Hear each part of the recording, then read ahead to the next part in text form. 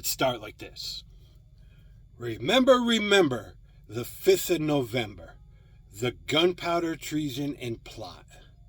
I know of no reason why the gunpowder treason should ever be forgot.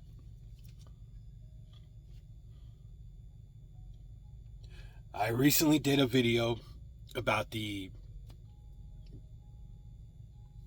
origins of the IDF in Israel.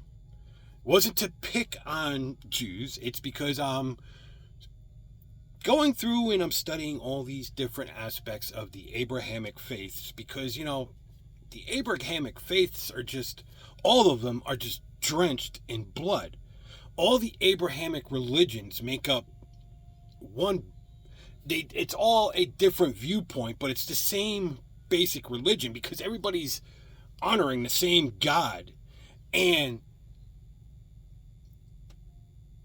the honor of that God has been the bloodiest honor in all of the history of the world.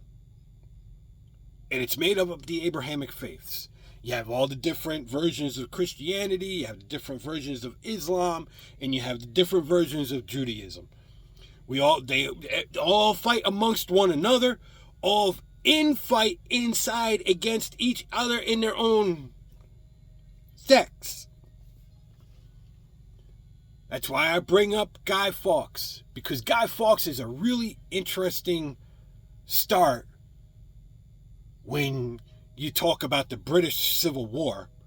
That was 1629 to 1660, 59, 60, something like that, 58, something like that. 200,000 British died in that war. It's the bloodiest conflict ever on British soil. And it was all over religion. I mean, there was other factors in this, but the primary factor was religion. And it could be argued that it was the Protestant kings stepping on the throats of Catholics. I mean, let's be honest here. Stepping on the throats of Catholics that led Guy Fawkes to such an extreme end.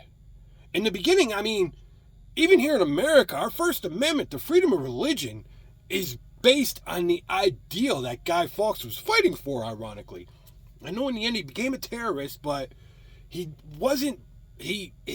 view wasn't born out of a radical terrorist view. It was that all religions should be able to live side by side in peace. Everybody has a right to their religious view because religion is right for you. Your religion is not necessarily right for me. My religion is not necessarily right for you. And that was the belief that Guy Fawkes actually lived by. So, despite the fact of his horrible act in the end, because it was a horrible act, he was actually rooted in a very honorable foundation. And then, the whole British Civil War, I mean, with that all being tied in with the conflict between the Protestants and Catholics, and you can argue Parliament is still in power today because of the roots that were put in place because of that conflict. I mean, it was actually, was it James II? James II? They thought he was Catholic, or they thought he was Catholic. Was it James II? I don't have any notes written down on this. I'm just doing this all off my memory because I've only just been going through and I'm putting pieces together for all my different stories. But this is just about what's upcoming. But the Parliament pretty much just wanted to come up with a plan to pretty much just assassinate the king. Because he was Catholic, or they thought he was Catholic. That's how bad it was. And it's the same religion. It's really the same religion. It's the same God. Granted, different Bibles. I mean, Catholics read the Catholic Bible. Christians, even though I don't really identify any longer as a Christian, but I identify as a deist, but still, even when I did identify as a Christian, I, as a Christian, studied the Ethiopian Bible, and Protestants and Baptists and Methodists and Lutherans, they tend to read the New King James Version or variations of the New King James Version. So, but it's all the same religion at the end of the day. Even Judaism. I mean, all of Christianity, its root is in Judaism. Islam, its roots are in Judaism. I mean, Christian, Jews, and Islam, they all come from the same place. They all start with the same book. They all start with the same Old Testament. So it's just crazy how that war, and it led on. It's carried on for centuries. I mean, we're talking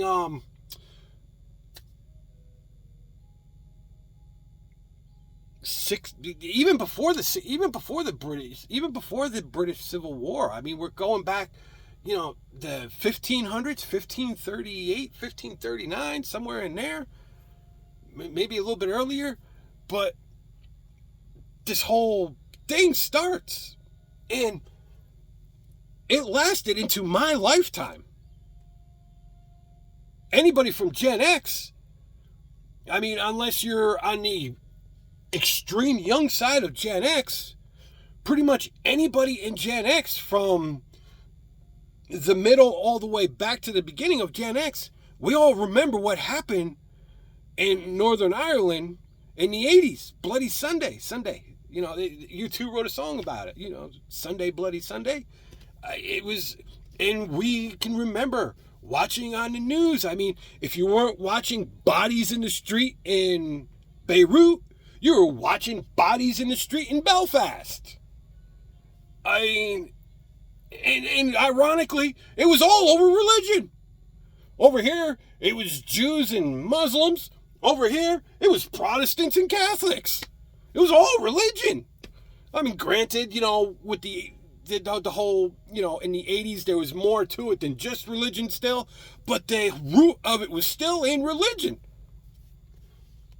So, there's a lot to cover when I do the video about the Protestant and Catholic conflict in England.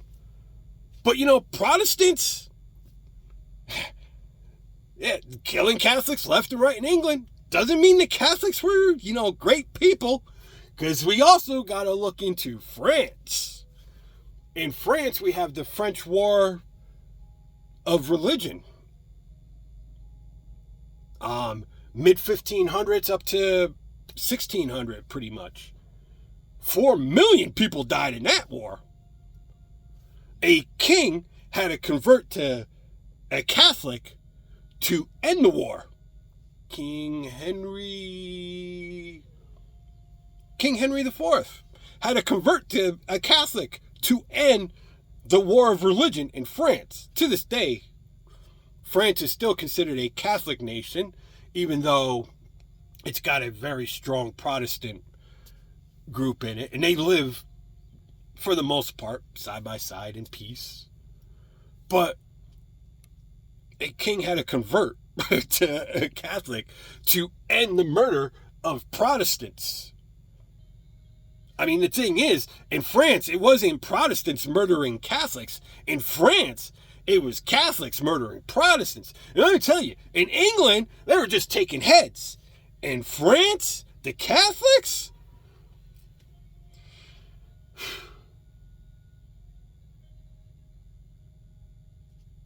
Whoa! The Catholics were brutal. They would tie people to wheels, the outside of the wheel, and roll them down hills. And that would slowly break bones and just slowly kill them. I mean, if you got lucky, your neck got caught just right, and boom, you were done.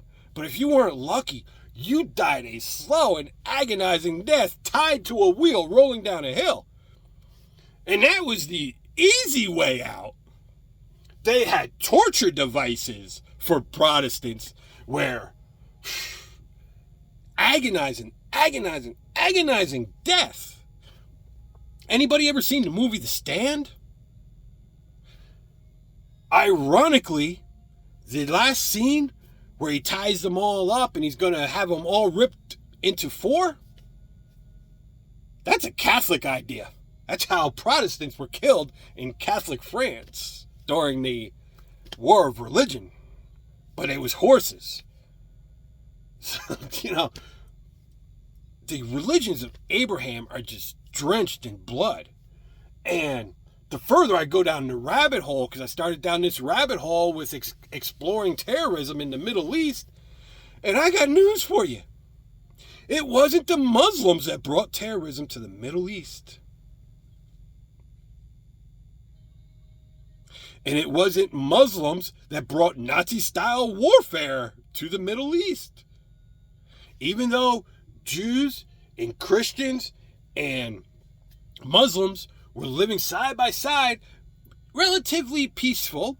Not saying it was perfect, but it was relatively peaceful. It was a lot more peaceful than it is today, actually.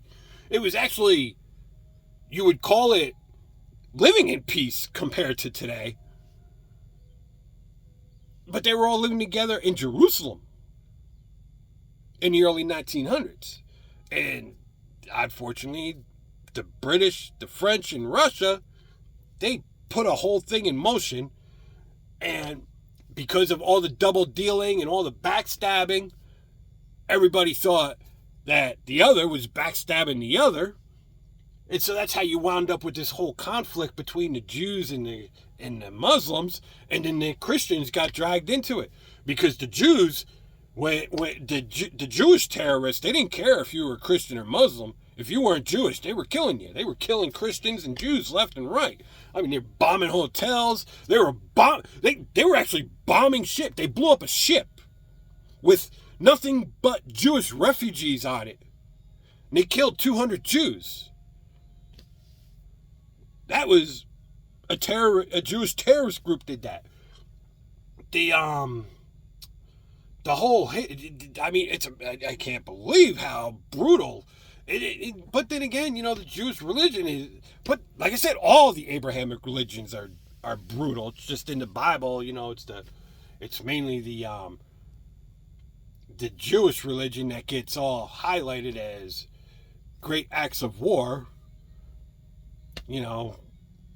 There's at least two that I can call off the top of my head, 2 acts of genocide that, are just great Jewish history. I don't know why they would consider that great Jewish history, but, they're proud enough of it that it's in the Bible. 2 acts of genocide, Jerusalem and the Canaanites. So, the Abrahamic religions are just drenched in blood. So that's what, the videos that I'm going to be doing. That's why. But, it's not picking on the Jews. I know it's just that everything going on between Israel and Hamas right now. So it's in the news. So it's in the front of the mind. It's not that it's where I gravitated toward. It's just, it was in the front of the mind, and it's where I started looking. But like I said, I'm going to be going all through, and we're going to talk about some of the things that Christians did in Africa that were religious based. We're going to talk about things that Christians did here in America. We don't get a free ride on this either. Christians in America we burned women at the stake for probably nothing more than mental issues. They were having some kind of mental crisis, and we're burning them at the stake, calling them witches. And burning men at the stake, calling them their warlocks or their servants. And most of these people, ironically, it's probably going to turn, you'd be surprised how many of those people, it was probably nothing more than mold or fungus from poorly stored grains. So they were actually hallucinating. Most of them that were thought to be witches here in America and burned at the stake in the name of Christianity, they were probably actually suffering from delusional visions because of fungus that was growing on rye and other grains, barley and wheat, because of poor storage and poor weather conditions. And we just murdered these people in the name of Christianity. So America's no better. And then the American Indians don't, what we did, Lenape here, Ramapo Nation. So the history of the American Indians, all in the name of religion, the witches had it easy.